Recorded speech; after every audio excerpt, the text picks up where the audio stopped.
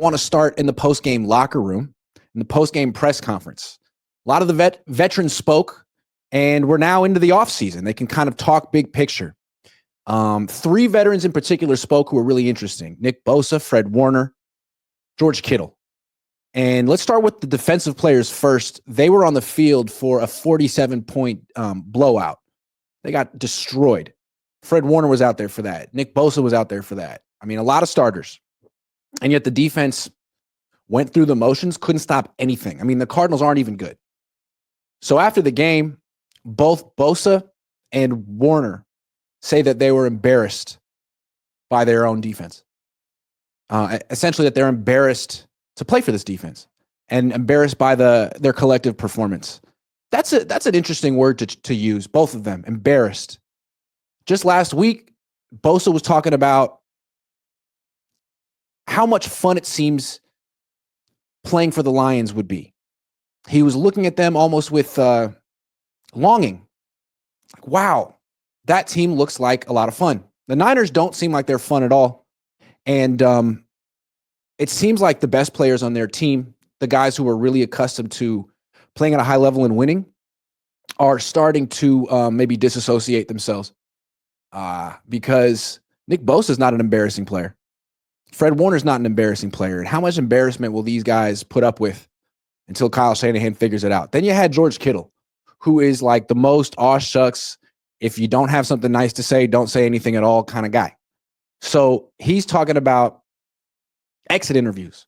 They're tomorrow.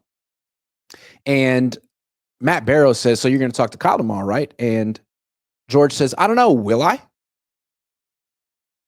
Barrow says, well, yeah, exit interviews tomorrow, right? And he's like, well, I might just FaceTime him. Meaning, I'm not going to wait in line to talk to Kyle in his office. He should wait. I mean, it almost felt like Kittle was saying he should wait in line to talk to me. And what's funny is the exit interview is supposed to be Kyle telling the player what he thinks of their season.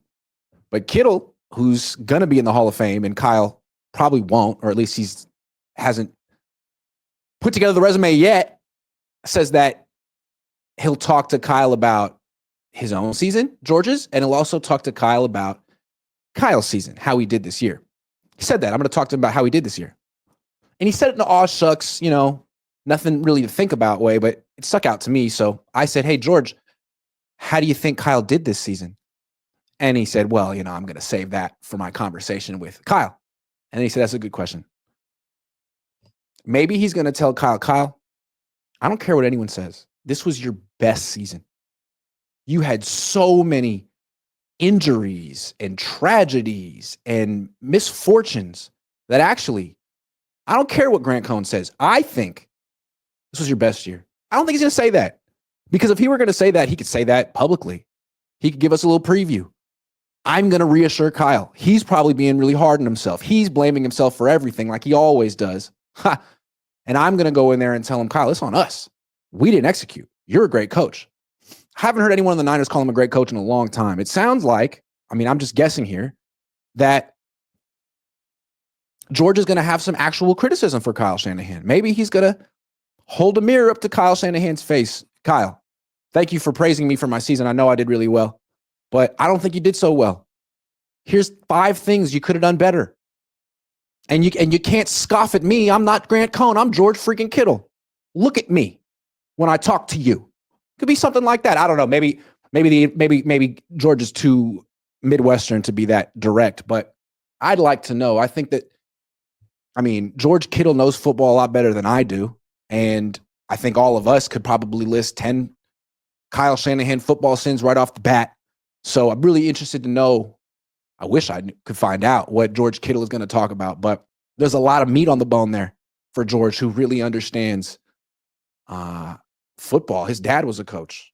George Kittle could be a head coach. I'd like to see him, like Dan Campbell right now, all that emotion and passion and knowledge, I'm sure, as well. I think Kittle has that too. Anyway, didn't seem like the vets on the team really went to bat for Kyle Shanahan after the latest loss. They've now lost, to end this season, they lost 7 of their final 8 games. Which means, what were they, 5-4 at one point? Anyway, They freaking collapsed, and they're embarrassed about it, as they absolutely should be. Gold Towel says Kyle's 5th 10-loss season coming up. Andrew says, I don't want to say it again, but I called this record weeks ago. What a sad team. Every time they lose the bowl, they come back next season and drop 6 wins. Sven says trade Debo and a pick for Tyreek. You know what's interesting? Jim Tom Sula's season, 5-11. This season, 6-11. That's terrible. Kyle was so bad this year. Sven says trade Debo for at a pick for Tyreek. I don't think you're going to get Tyreek. I don't think anyone's going to take on Debo's contract. That's the Niners' burden. HR says they left Nick with a thanks.